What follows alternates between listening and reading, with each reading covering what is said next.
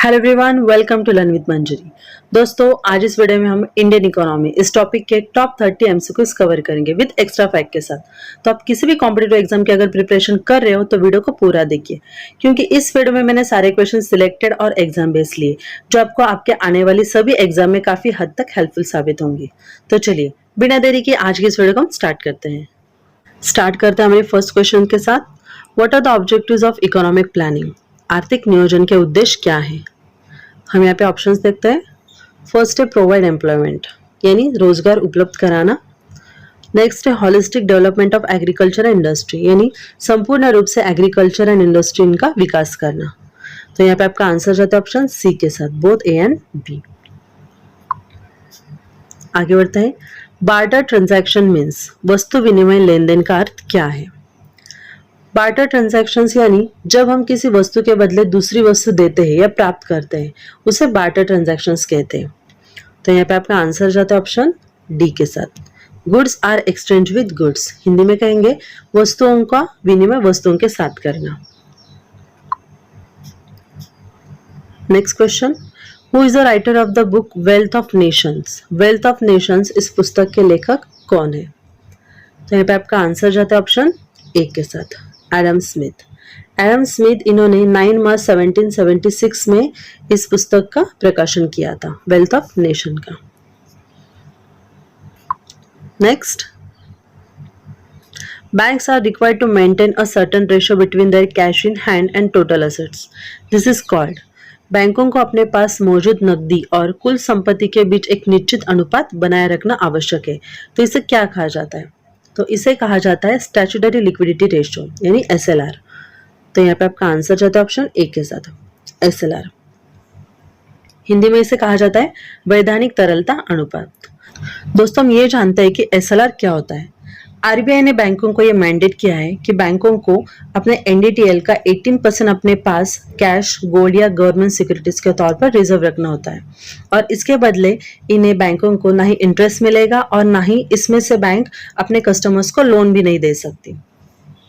तो इस एसएलआर के थ्रू आरबीआई क्या करता है, इकोनॉमी में इन्फ्लेशन और जो रिसेशन होता है उनको वो कंट्रोल करता है। ठीक है दोस्तों, तो ये होता है statutory liquidity ratio.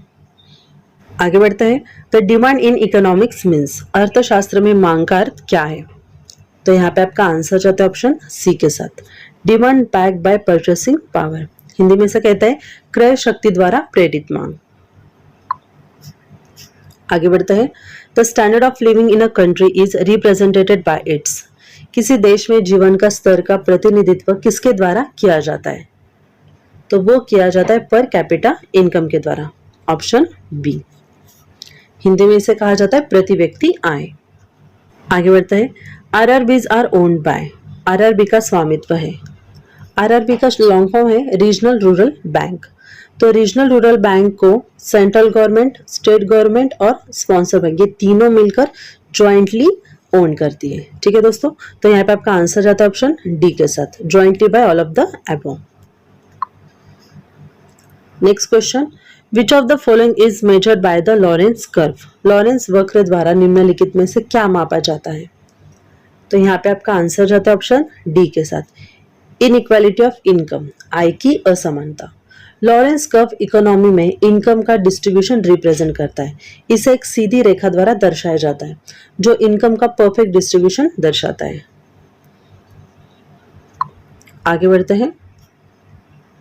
Equilibrium price is the price when, संतुलन कीमत वह कीमत है जब।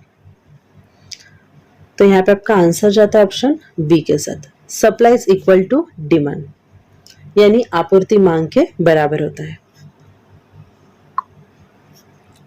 Next question, income and consumptions are, आय और उपभोग है। Income and consumptions are directly related. तो यहाँ पे आपका आंसर जाता है ऑप्शन बी के साथ, डायरेक्टली रिलेटेड। इनकम और कंजम्पशन एक दूसरे से डायरेक्टली रिलेटेड होते हैं। अगर इनकम बढ़ता है तो कंजम्पशन भी बढ़ता है, अगर इनकम लो हो जाती है तो कंजम्पशन भी कम होता है। ठीक है दोस्तों, आगे बढ़ते हैं। National income in India is estimated by, भारत में राष्ट्रीय आय का अनुमान लगाया जाता है। तो यहाँ पे आपका आंसर जाता है ऑप्शन ए के साथ, सेंट्रल स्टैटिस्टिकल ऑर्गेनाइजेशन, केंद्रीय सांख्यिकी कार्यालय। दादा भाई नौरोजी इन्होंने 1876 में नेशनल इनकम का पहला अनुमान तैयार किया था। वो देश के राष्ट्रीय आय का अनुमान लगाने वाले पहले भारतीय थे। ये भी पॉइंट आपको अच्छे से याद रखना है। आगे बढ़ते हैं। मोनोपोली मीन्स एकाधिकार का मतलब क्या है? तो यहाँ पे आपका आंसर जाता है ऑप्शन बी के साथ, सिंगल सेलर। एकाधिकार एक बाजार संरचना है जिसमें एक ही विक्रेता या निर्माता होता है। एकाधिकार बाजार में विक्रेता को किसी प्रतिस्पर्धी का सामना नहीं करना पड़ता क्योंकि वह माल का एकमात्र विक्रेता होता है। ठीक है दोस्तों, आई होप मोनोपोली कंसेप्ट आपको अच्छे से समझ में आई होगी। Next question, the word economics has been taken from which language? अर्थशास्त्र शब्द किस भाषा से लिया गया है? इकोनॉमिक्स से वर्ड ग्रीक से लिया गया है। तो यहाँ पे आपका आंसर जाता है ऑप्शन डी के साथ, ग्रीक। ग्रीक लैंग्वेज में एक वर्ड है आइकोनोमिया जिसका मीनिंग है हाउस होल्ड मैनेजमेंट यानी घरेलू प्रबंधन। सो इकोनॉमिक्स सबसे पहले प्राचीन ग्रीस में पढ़ा गया था। ठीक है दोस्तों। Next question, the human development index HDI was first developed by which of the following? मानव विकास सूचकांक HDI सबसे पहले निम्नलिखित में से किसके द्वारा विकसित किया गया था? ह्यूमन डेवलपमेंट इंडेक्स UNDP द्वारा प्रकाशित किया जाता है। सो आपका आंसर हुआ ऑप्शन ए, UNDP। UNDP का लॉन्ग फॉर्म है यूनाइटेड नेशंस डेवलपमेंट प्रोग्राम। इसे हिंदी में कहा जाता है संयुक्त राष्ट्र विकास कार्यक्रम।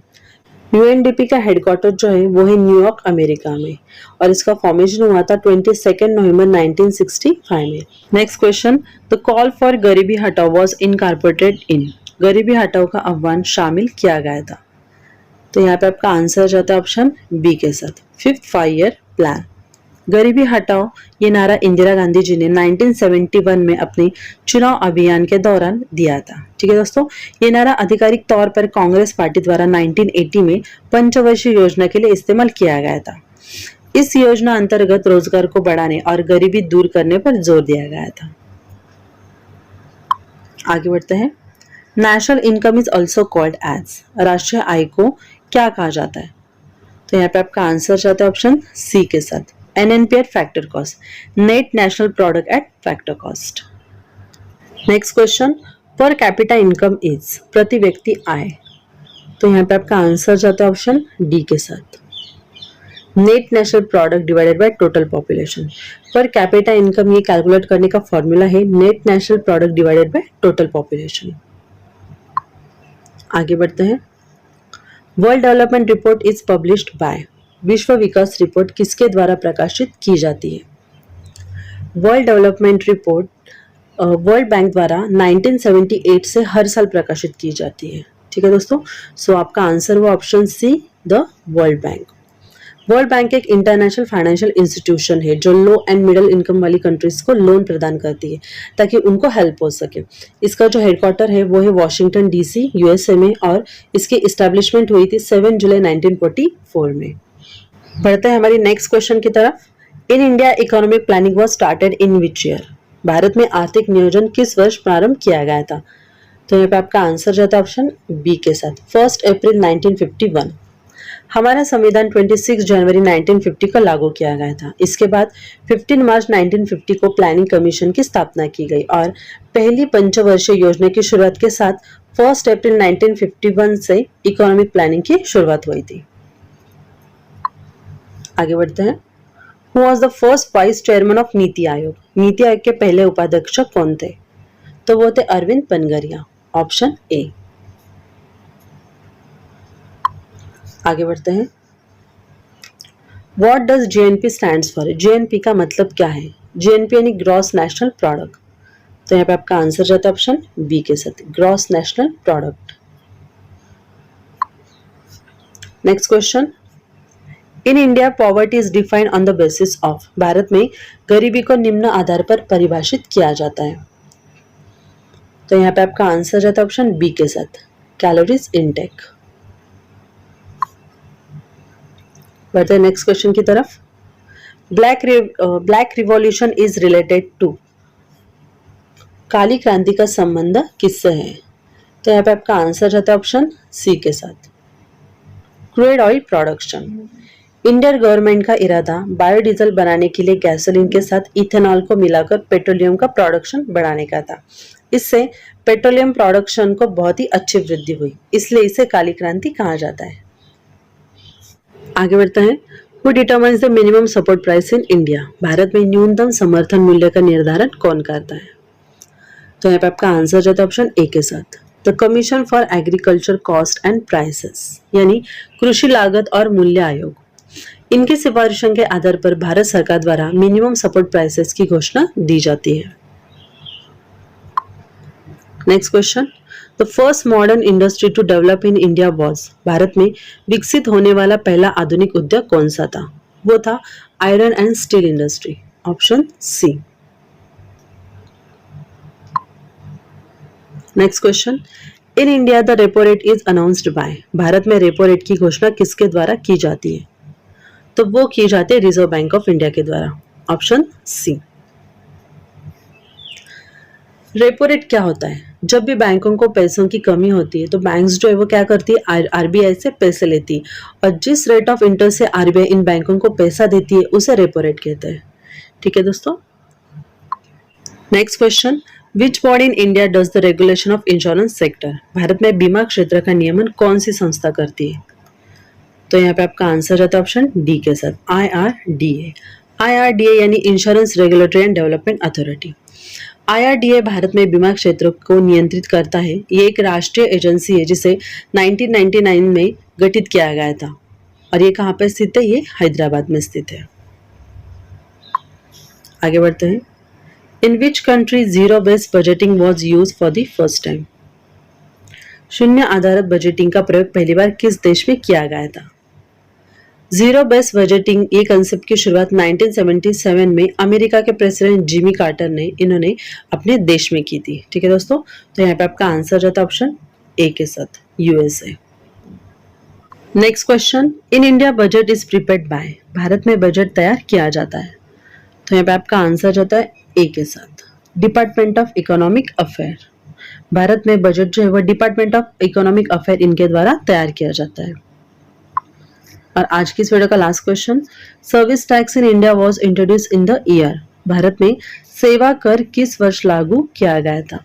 तो वो लागू किया गया था 1994 टू 1995 में, option A. So I really hope friends आज का वीडियो आपको हेल्पफुल लगा हो। वीडियो अगर आपको अच्छा लगा, हेल्पफुल लगा तो इसे प्लीज लाइक एंड शेयर करना मत भूलिए। जो भी फ्रेंड्स आपके कॉम्पिटिटिव एग्जाम की प्रिपरेशन कर रहे हैं उन्हें भी ये वीडियो शेयर कीजिए, ताकि उनको भी उनके एग्जाम क्रैक करने में हेल्प हो सके। और चैनल पर नए हो तो चैनल को सब्सक्राइब कीजिए, और साथ ही साथ बेल आइकन को भी प्रेस कीजिए, ताकि मेरे हर नए वीडियो का आपको सबसे पहले नोटिफिकेशन मिल सके। मिलते ही ऐसे नेक्स्ट हेल्पफुल वीडियो के साथ, तब तक के लिए धन्यवाद।